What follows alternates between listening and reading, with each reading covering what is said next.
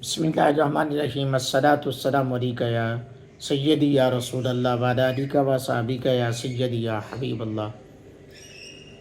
برادران ذی وقار، نماز اور نماز کے احکام اور نماز کے مسائل، اس پر کافی دنوں سے گفتگو ہو رہی ہے اور بہت سارے دوست ہیں ماشاءاللہ جو کہ بڑی محبتوں کا اظہار کر رہے ہیں۔ میں سب کے لیے دعا گو کہ اللہ ان سب کے اہل و عیال کی، آباء و اجداد کی کامل اکمل بخشش فرمائے۔ مزید اس چینل کو، اس آئی ڈی کو سپورٹ کریں تاکہ ہر گھر تک دین حقہ کی حق بات پہنچ سکے۔ آج میں رفع الیدین کے حوالے سے بات کروں گا، اٹھنے والے اعتراضات، رفع الیدین پر اٹھنے والے اعتراضات۔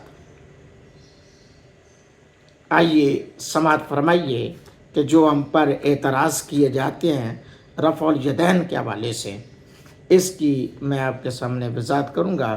مختلف یعنی کہ چند کلپس آپ تک پہنچیں گے کہ کیا کیا رفع الیدین پر اعتراض کیا جاتا ہے۔ تو حضرات گرامی قدر، پہلا اعتراض جو وہ کیا جاتا ہے رفع الیدین نہ کرنے کے بارے میں،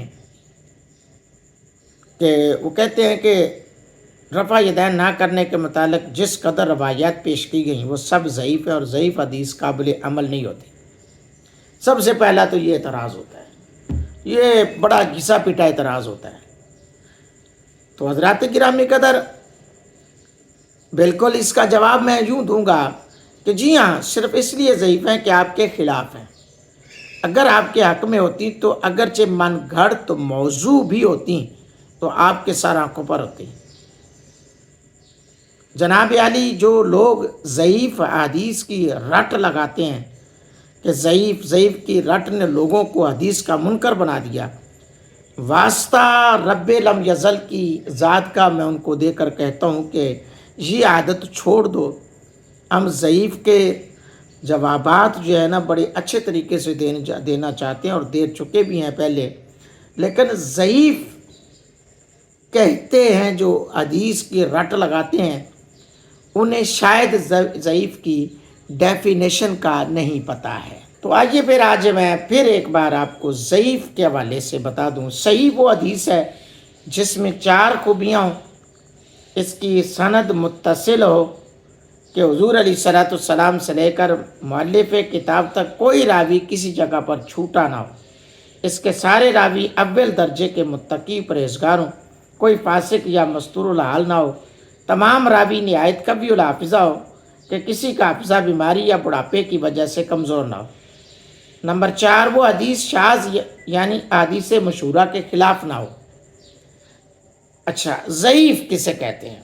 وہ حدیث جس کا کوئی راوی متقی یا قوی الحافظہ نہ ہو، یعنی جو صفات صحیح حدیث میں معتبر تھیں ان میں سے کوئی ایک صفت نہ ہو، یعنی یہ نہیں کہا جائے گا کہ وہ حدیث ہے ہی نہیں۔ ضعیف کی رٹ نے لوگوں کو پاگل بنا دیا ہوا یار۔ تو پہلی 2 قسمیں یعنی صحیح اور حسن بھی دوسری قسم ہے حدیث کی، احکام اور فضائل سب میں معتبر ہے، لیکن حدیث ضعیف صرف فضائل میں معتبر ہے، احکام میں معتبر نہیں، یعنی اس سے حلال و حرام ثابت نہ ہوں گے۔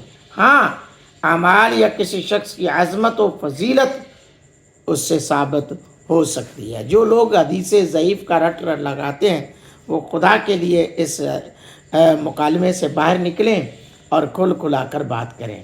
آگے میں آپ کے سامنے بات کروں گا اعتراض دوسرا کیا کرتے ہیں، ضرور سنیے گا اگلی ویڈیو میں۔